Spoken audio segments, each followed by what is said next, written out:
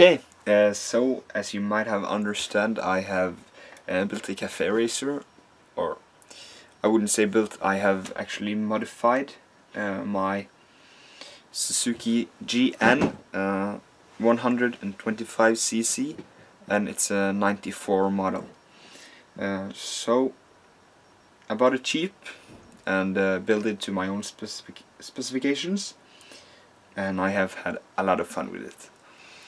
You know, if you're in doubt of building a cafe or not, I really think you should, because I've had drunk people stopping me in town and saying, you know, listen, I'm drunk now, so I just need to talk to you, and I've seen you driving around town, and it's a sweet bike. I've had, you know, going out from school, there was a guy standing there inspecting my bike, taking photos of it, and you know, he said, "Hey, is it your bike?" And I was like, "Yeah." And he was like, "Oh, it's an awesome bike, and really love those small bikes." And you know, driving around with friends, driving back and forth to school, I drive 40 minutes each way, and it's just pure joy. I would rather spend 2 hours on my motorcycle than spending 2 hours in a bus, and I really enjoy it. And I hope that if you decide to build a cafe, that you would enjoy it just as much as I have. Yeah, I've put together some photos that I will look at and just try to talk a little bit about them. So I will decrease into one corner now, and we will start looking at the photos. So we're starting here, and this is more likely when I first bought the bike. I started taking off parts, and you know, I changed the steering to get a lower steering, just like you should on a cafe. I took it into the garage, took off gas tank and stuff like that. You can see here the new handlebar.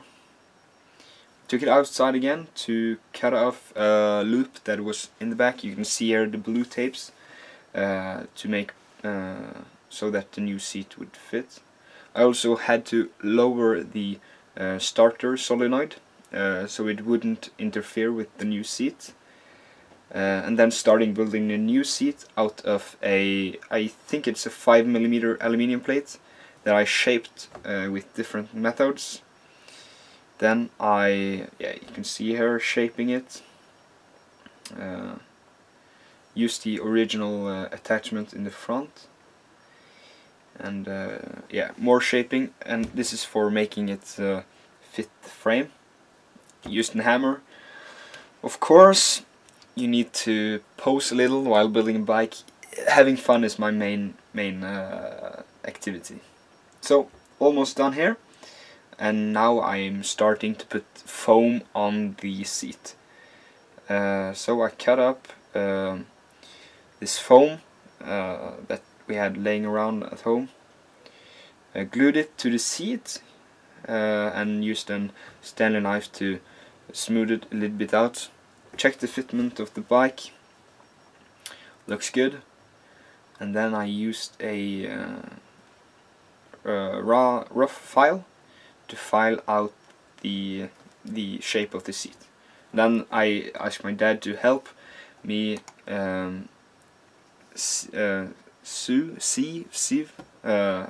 actually make the leather for the seat. Or it isn't leather actually, because you shouldn't use leather, at least not if you're in Norway like I am, because it's an organic material, and you need more maintenance and stuff like that. So I went with the let's call it plastic leather, and this is actually something I bought downtown, or in the town where I live. So a little bit more shaping, my dad also helped me repair some dents in the gas tank. And here's actually an interesting photo, because I weighed all the stuff that I pulled off the bike, and you can see here 1.48 kilos of, let's say, junk. The new one was about 0.3, and it's still legal. The rear fender I pulled off, I think it says 0.8. This is 1 kilo. It was the rear loop, chain guard, half kilo. Yeah, silencer 2 kilos. I put on another one that weighs half. Mirrors, I changed the mirrors for smaller bar end mirrors. And that's the other mirror. Changed the turn signals for a little bit smaller mirrors. The original seat was about 2 kilos, and the one that I made was about 1 kilo, so half the weight there. So again, I put some white foam on the seat just to smooth it out a little bit extra. And then I started painting, and here you can see I actually made a little room with a heater to make the paint cure in a better temperature. You can see here the paint, which I'm really happy about. This is the primer, and I later put on black. This is the side panels that I later ditched. Wrapped the exhaust. You can see here me starting to build the rear license plate holder, and the gas tank and stuff is back on. That's the bar end mirror that I was talking about. You can see here rear license plate with the rear tail light and the blinkers.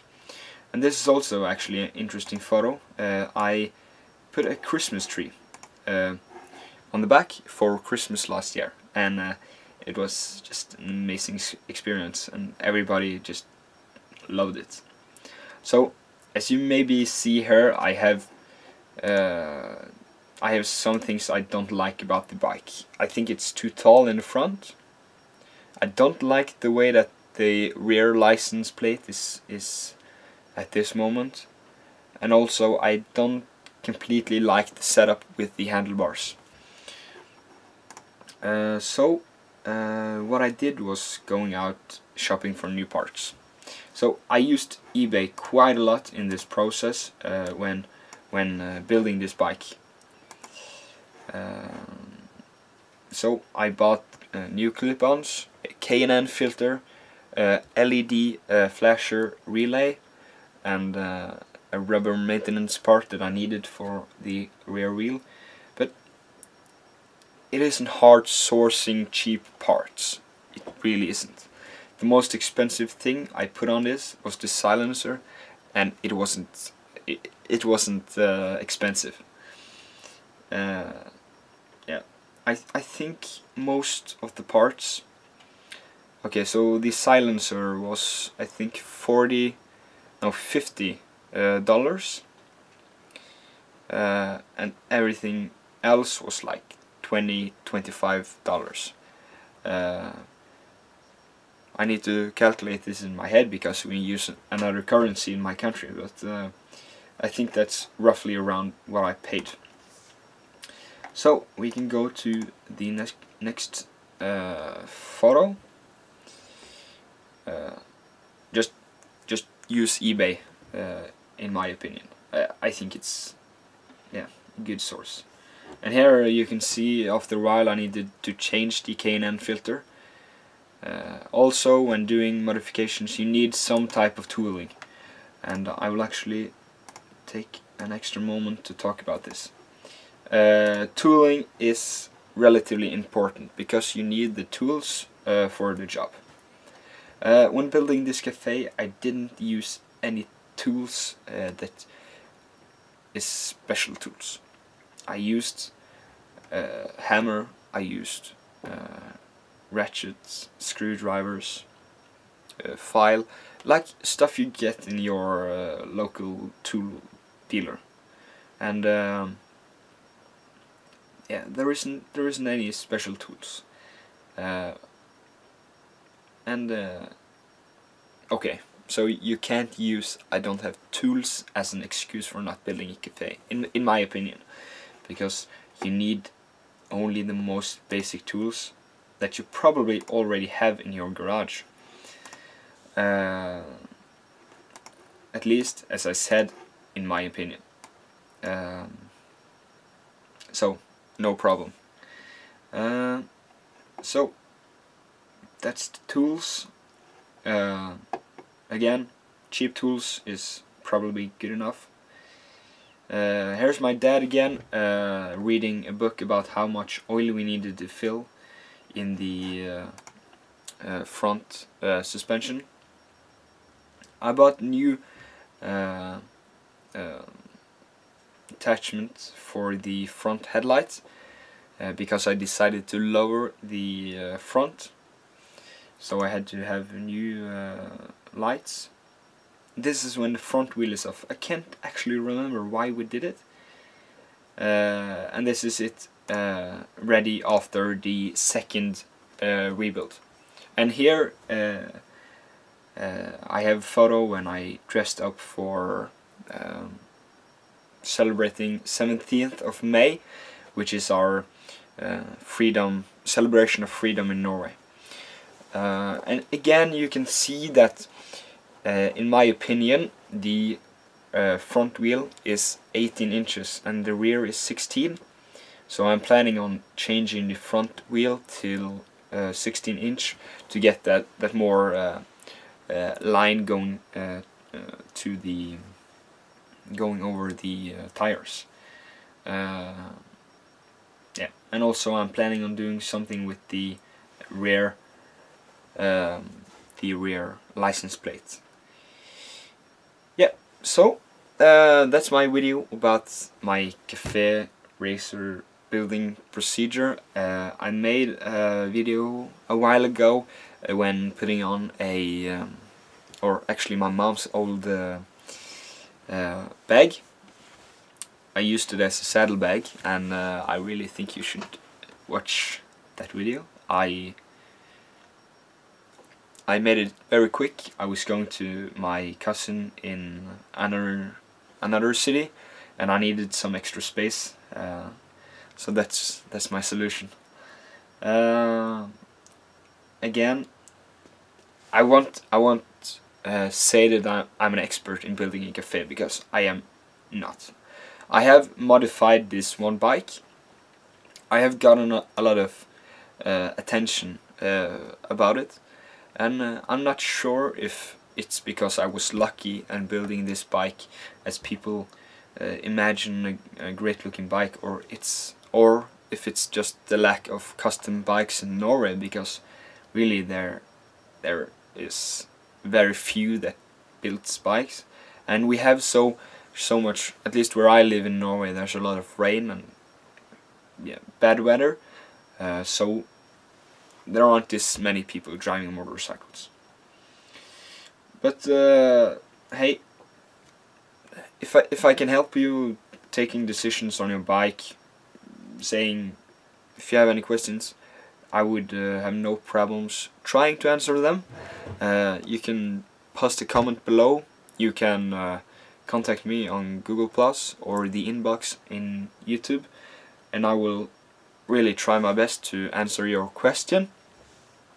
And there is actually a important thing I haven't spoken about yet, and that is back in the days cafe RACER were meant to go fast, and I have not built this as a fast cafe. I made it as look like a cafe.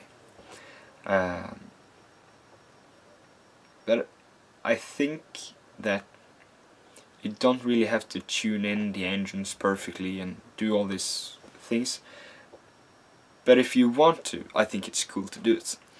And actually something I found out while researching about this bike is that the wires going to the coil is often so thin that you have a voltage drop in them. So when the voltage reaches the coil, you can have maybe 2 volts of voltage drop. and when you have 12 volts battery, 2 volts drop will only say that you have 10 volts on your coil. And the coil is a transformer that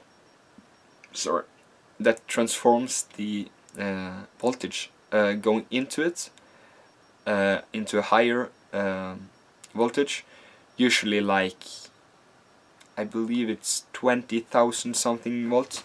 Just don't take my word for it. I think it's something in that area. So if you have less volt going into the coil, you will have less coil voltage going out, and that will mean worse performance actually.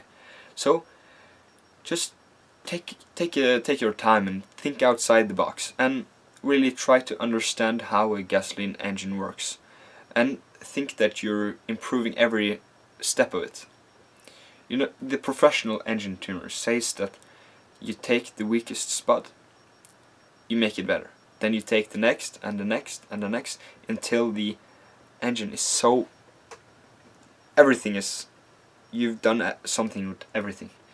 And I actually have a dream about rebuilding my gearbox, because I can release the bike in second gear, so I don't feel like I need the first gear. So my thought was actually putting the second gear where the first gear is at this moment, and then I can put a gear that has more teeth on the fifth gear. So move everyone down, or every gear down, and have an even larger. And that will give me increased top speed, but also it will mean that I can cruise on a lower RPM at higher kilometers per hour or miles per hour, which is actually something that is good for your bike. So just think outside the box. And also what I found out after putting a K&N filter in is that I actually had to jet it up very high, because there's almost no restriction in air in the K&N filters, so therefore it needs a lot of fuel. And when doing that, I needed to change the sprockets, because the original gearing was completely off. So I had to increase both the rear and the front sprockets. And this is something you might not take into your calculations when making a budget, but I've had no budget building this bike, and I can tell you I have not overspent on anything. I've looked for cheap solutions and things that I can do myself, and sourced aluminium plates, and you know, like what do I have around the house? What can I get on eBay that is a good enough quality that I can use, and all this stuff. Yeah, it's I say that, you know, it's great having a bike that people love, but if I don't love it, if I don't enjoy the time that I work on it, and if I don't enjoy the time when I modify it, I feel that, let's say, my time goes to waste. So if you think that you can have a lot of fun, if you think that you can invite some buddies over and, you know, build your bike, and if you think that it could be a good learning experience, I say go for it. You have my complete support, and please, if you do, I am very interested in seeing your results. So yeah, let me know if you build a cafe. Ciao.